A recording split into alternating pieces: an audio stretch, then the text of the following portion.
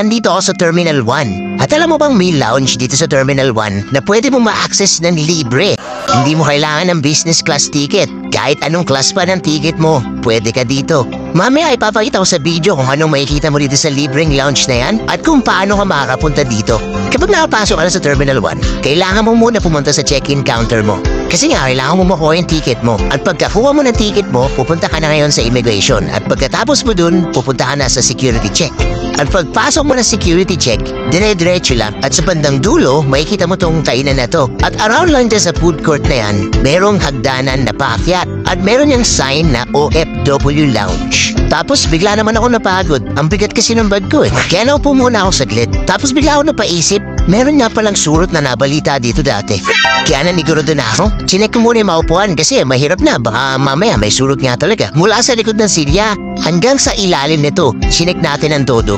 At good news po, walang surot. At pagkatapos ko magpahinga saglit, umakyat na ako dito sa OFW Lounge. Kailangan mo lang isulat yung pangalan mo at yung flight number mo dito sa guest list at pwede mo nang ma-enjoy itong lounge. Meron silang ino-offer ng mga libreng pagkain at inumin dito sa loob. Pwede ka mag-charge at mag-relax sa mga magandang upuan habang ini-enjoy mo yung view ng mga eroplano. At in the future, magkakaroon na rin doon ito sa Terminal 3. Ay! Thank you po!